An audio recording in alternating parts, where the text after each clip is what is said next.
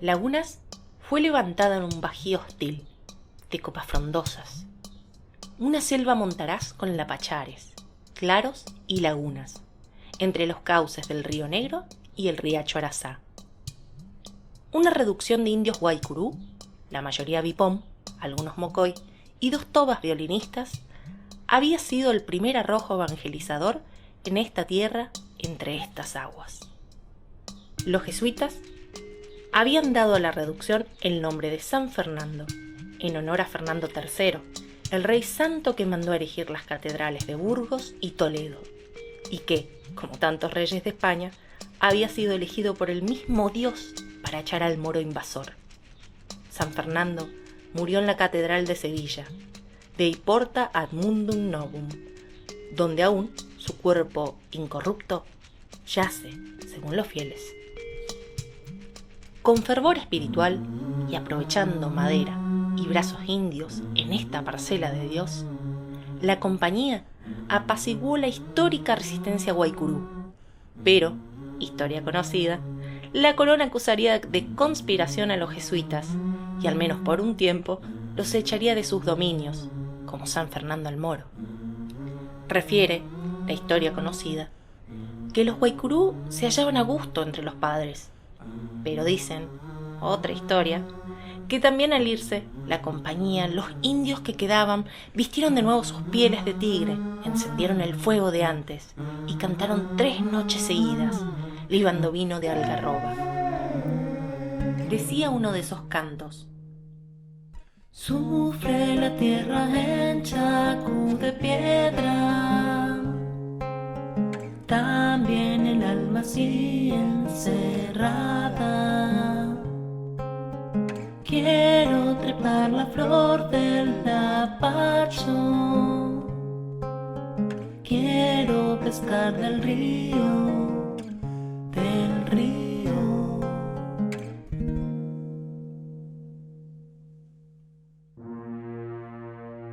Pasaron los años, las guerras por la independencia, contra el español, contra el inglés.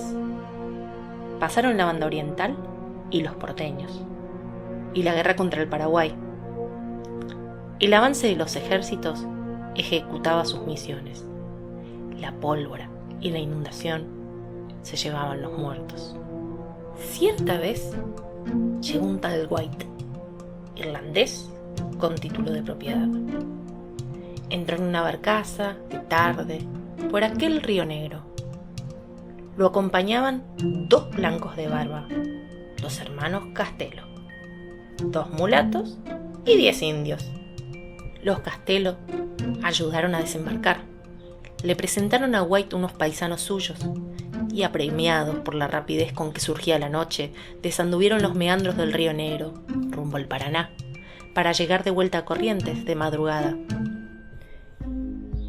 En poco tiempo, luego de acordar con otros paisanos, White, aguas arriba, junto a un quebrachal que llamó Tirol, para agradar a los italianos del norte que allí había, a orillas del río Negro, puso un obraje.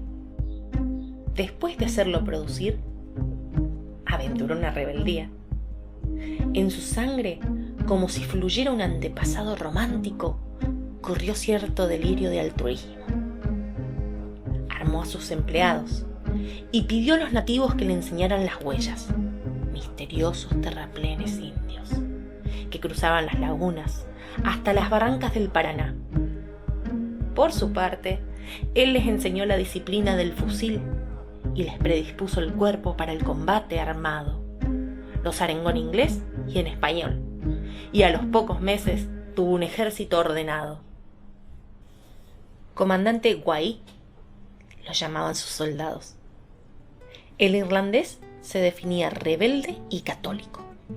Dudosamente no quería creerse revolucionario. Muy ambicioso, le dijo Batalla, un hachero paraguayo de sus filas, que sí le creía. La proclama de White era simple: los indios no pueden trabajar de la manera en que trabajan, no pueden ganar lo que ganan, no pueden, por fin, vivir como viven. Para White, hombre práctico, quien no era blanco era indio, y ningún empleado de White era blanco. Una tarde de mucho calor, a su despacho del obraje llegó una visita. Un coronel del ejército enviado por el general Brown, su compatriota, entendámonos. A la semana White ya había desarmado su ejército, se había marchado a la Patagonia, junto al río Gallegos, donde le habían asignado tierras, 2000 hectáreas, para criar ovejas.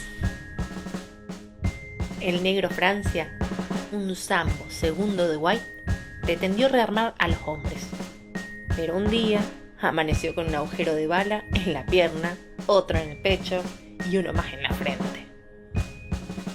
De batalla, la historia, ni la conocida ni la otra, nos dice nada más. El coronel del ejército que había visitado White se llamaba O'Zábal.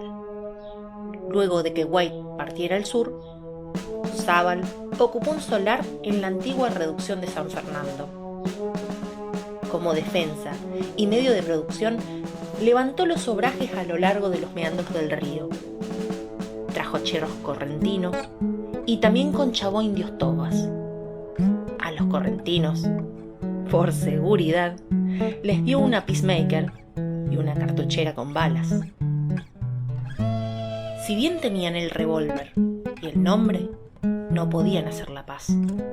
Cuando escuchaban los cantos indígenas de la tarde, aferraban sus machetes e invocaban a sus santos. O'Zábal, con prestancia marcial, los serenaba. Les hablaba de resistencia. Juraba que los salvajes ya no cantarían más su despedida al sol. Y así fue, como decía O'Zábal. Llevó gente del Friuli, del Piamonte, Trento y la Liguria. Colonos, les llamaba O'Zábal. Entraron en las barcazas parecidas a aquellas en las que había entrado White, por ese mismo río negro. Hasta unos de barba negra había, tales como los Castelos, que habían vuelto rápido a Corrientes unos años antes porque la noche se les venía encima. Y así fue. Lento y sin pausa, los colonos y el comercio fueron levantando lagunas. Había buenos albañiles, y el cerco del quebracho, una muralla de obrajes y obrajeros, les protegía. Hacia el interior, en días de tormenta los cachapés se hundían en el barro, en el medio del monte. El relámpago iluminaba los bueyes y sus pezuñas, que comenzaban a pudrirse. Iluminaban al cachapecero fumando en hoja bajo una tela hambreada. Iluminaba, sobre todo, la pirámide de troncos gigantes sobre el carro.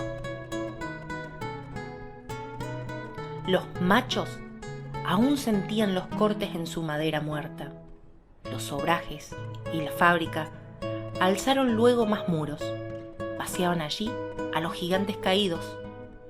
Desde Tennington, Inglaterra, enviaban rieles, chimeneas y sus hombres del progreso. Los salvajes, finalmente, desaparecían en el monte, en el río y en el cielo. O aparecían en el pueblo.